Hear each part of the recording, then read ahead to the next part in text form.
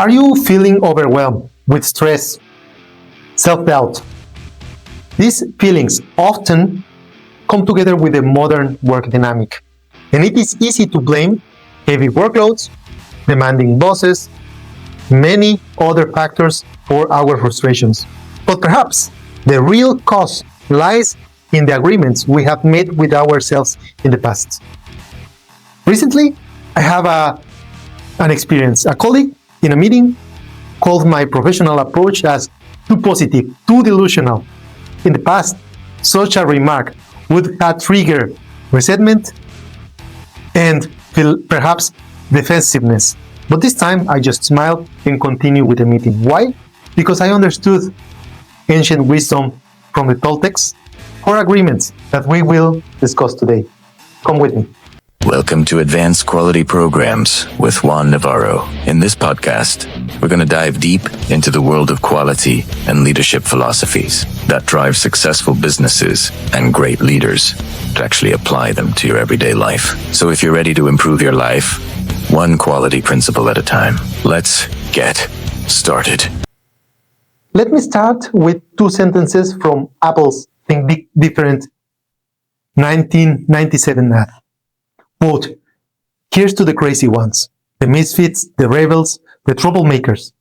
Quote, "While some may see them as the crazy ones, we see genius, because the people who are crazy enough to think that they can change the world, they are the ones that do." End of quote. Some people may believe or feel crazy in today's world because they have a different approach than the one that they are living in their everyday life. But we explored Miguel Ruiz's book already in the past, The Four Agreements. These agreements draw upon the ancient wisdom of the Toltecs, an old Mexican culture, and it presents a practical guide to overcome those self-limiting beliefs that feel pain. And for years, I had interpreted these principles on that book as a personal advice. But when I applied them to my professional life, in emails, meetings, and my inner dialogue, stress, conflict began to fade. Why? Because they help you to find that inner compass to manage what truly matters. And you can identify who are the crazy ones. Today, we will revisit those agreements as a tool for addressing specific career challenges that you may have, empowering you to become the architect of your professional life and your life overall in 2026. Let's go one by one. The first agreement, be impeccable with your words. The first agreement urges everybody to be impeccable with their own words. This means that we should refrain from using language as a weapon against others and against ourselves. This approach takes two major issues. It avoids self-sabotage and avoids workplace toxicity or toxicity overall.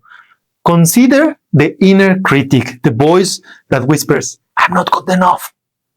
Such words sow seeds of doubt, fueling imposter syndrome, gossip, and harsh criticisms. Similarly, pollute your workplace and your environment with that negativity that inevitably influence your own perception and the perception of your work. The solution is to be intentional in your communication, making sure that you are not polluting your environment. Bad words are like those seeds of bad weeds that grow on your mind garden. So being impeccable with your words means to be intentional, pulling out those bad seeds. This is not easy, but sometimes instead of telling yourself, "I'm so foolish for missing that deadline," you can actually talk to yourself kindly and say, "I recognize I mismanaged my time management. I can do better." It's going away from that harsh judgment. The second phrase is an observation that points to improvement. Offer constructive feedback to yourself or to others instead of sharing blame and refusing to participate in gossip, you can stop using offensive or negative language, letting those weeds out of your mind. Challenge yourself for a week. Whenever a negative thought arises, replace that is bad with figure it out, do it better. This is a habit that fosters a more empowering perspective. Now let's explore the second agreement. Do not take anything personal. The second agreement serves as a shield against a constant need for validation. If your boss sends a terse email, do you instantly worry that you have made a mistake? If a coworker receives praise for something that you also did, do you feel triggered? The reality is that nothing others do has to do with you. Nothing. Their actions reflect their own reality and their own challenges. The colleague that called me too positive, too delusional, he was expressing his own values and his own fears, not criticizing my work, not my approach.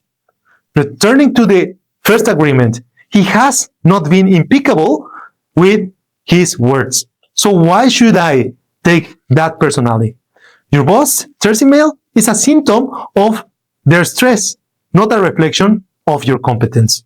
This principle does not mean ignoring feedback, but rather learning to distinguish useful information from emotional noise. When you stop taking things personally, you rise above the workplace drama and gain perspective. Try this. When you feel triggered, take a breath and ask yourself, what might be going on in their own world? These questions creates a buffer between their actions and your reactions, helping you to reclaim your own power. Now, let's go to the third agreement. Do not make assumptions. This third agreement prevents misunderstanding and the suffering that stems from poor communication. We often think we know what our boss, our colleagues, our partner wants, or why a colleague has not replied, constructing elaborate scenarios in our minds. The cost of making those assumptions is always greater than simply asking clarifying questions. The solution is simple. Stop trying to read minds. You don't know. That's the reality. Instead of assuming a coworker is upset or is plotting something against you, ask, is everything okay? If you are unsure about a project, seek clarity just so I'm on the right track. Can you give me an example? Clarity, clear communication may require vulnerability, but that is what builds trust and replaces anxiety with certainty. Challenge yourself, for example, one day. Identify one assumption that you are making and replace it with a direct question. The relief you will experience will be fast. And the final agreement is always do your best. This final agreement offers a remedy to perfectionism and to self-judgment. Many believe they must operate at peak performance all the time. It has to be perfect.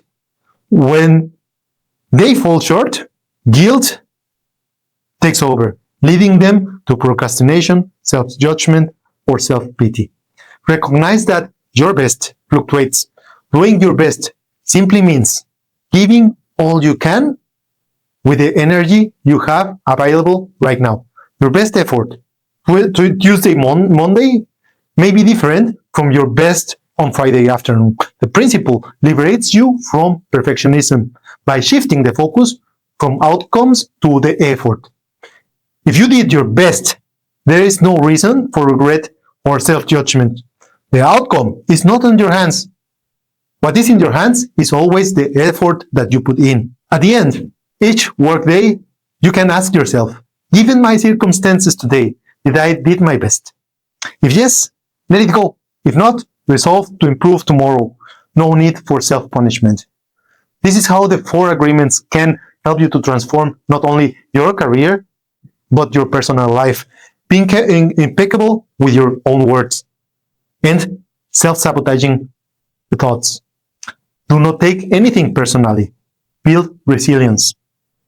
Do not make assumptions. Bring clarity to your life and always do your best. Free yourself from self-judgment. This toolkit might empower you to reclaim control.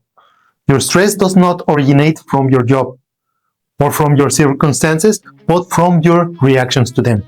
By practicing these agreements, you may gain the ability to choose healthier responses and a more peaceful life in this 2026.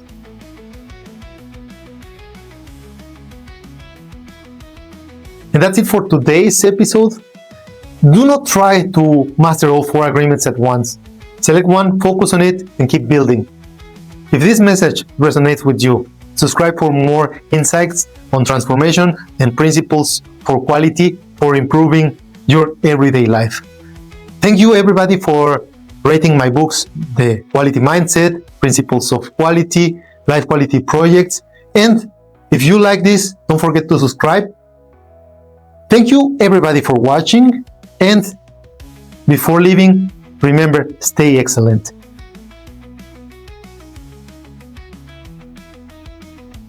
One small change triggers everything. Watch how agile thinking works. Inspect, adapt, repeat. Each step builds the next, creating confident, unstoppable momentum. This is the Quality Mindset by Juan Navarro. Get your copy now.